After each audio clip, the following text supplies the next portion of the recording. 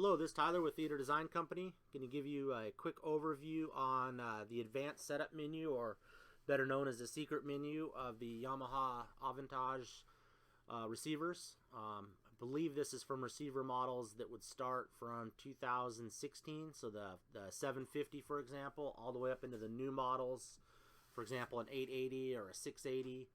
And there's a bunch of settings in here, and most of this is going to be related to 4K content. It seems like that's been the big hurdle in the industry, is people are updating to 4K TVs, 4K projectors, and they're just not getting the full benefit of their unit, or they're actually not getting video at all and having problems, and start just swapping out components or saying the receiver's bad or their TV's bad HDMI. Generally, that's not the case. It's generally a setting on the TV or the receiver, or your source, such as a Sony Blu-ray player, so on.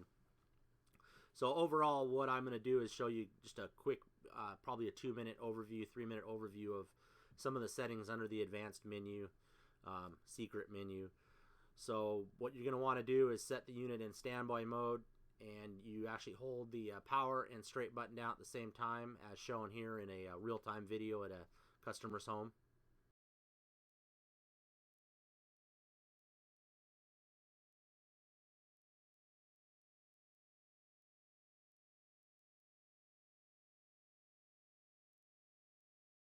And you can see it's pretty straightforward. I went directly to the 4K mode 1 and mode 2 setting, as that's what we were working on this home. We actually switched a customer's HDMI cable out to an optical, and it bumped it up to the mode 1. By not having the optical cable, it would not do the mode 1 up to his projector. So you can see right there, it's a real-time fix a lot of the time. So in the advanced setup menu, there's several items here. They're all right here, but I'll run them down through. If you have the manual, it's page 150 through 154, and I'll skip by a few of these. But speaker impedance, you shouldn't have to change that.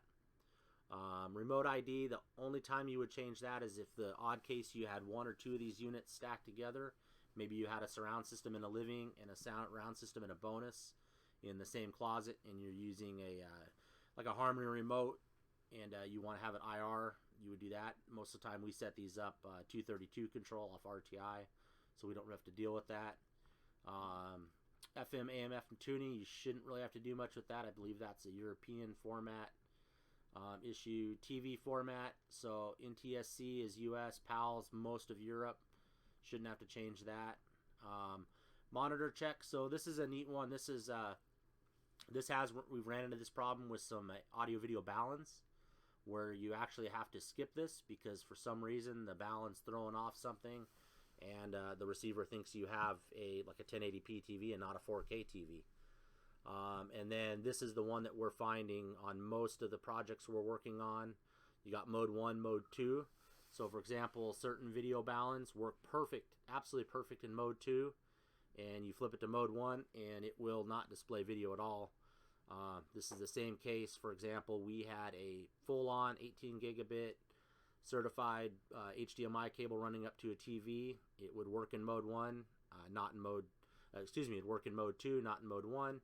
And we switched out to an optical HDMI cable that was powered, and it worked perfectly in mode 1 and actually seemed to speed the switching up between HDMI 1, 2, 3, and 4. The customer had 3 4K type devices plugged in. So hopefully this will help. You can see the different formats. You're going to need to have it in mode 1 if you want the most output of your unit or the best bang for your buck. And then some other items, this is audio related, so you got DTS mode. Certain Blu-ray players, the Yamaha just won't see the DTS-X standard, so you have to go in there and put it in mode 2. And then some more installer type settings would be backup. So we actually back up our 2080 and 3080 projects, just because of the complexity. We usually get about an hour and a half to setting those up. We want to keep those backed up in a file in our cabinet. And then shouldn't have to restore to default settings ever. Check firmware. That's wise if you're on a phone call with tech support, or you just want to know the version you have to write down in a book or something. And then update the firmware. Really shouldn't have to do it by USB. Network's the best way to go. So anyway, I hope this will help with 4K settings on that with the secret menu. And then the only other thing on this video is I'm going to jump down on the book to pages 128 through 130. And what you've got here is a few different outputs for the HDMI resolution. And the one that's important here, in my opinion, is there's the direct. So most of these systems we work on, I remove the processing and bump it to direct. Let's let the source device and the TV do their job. There's no reason for the Yamaha to be involved in trying to process the resolutions. But you can see there's a few other settings here. Aspect. There's some ARC and audio settings, which I'll do a bunch of videos on ARC coming up with the different TV manufacturers. They all seem to do it differently. And now you got eARC and a few other things. So lots of stuff going on. And then you've got some standby mode settings and a few other HDMI settings. So anyway, I hope this info will work. Hope this helps with the secret menu, and you have a good day.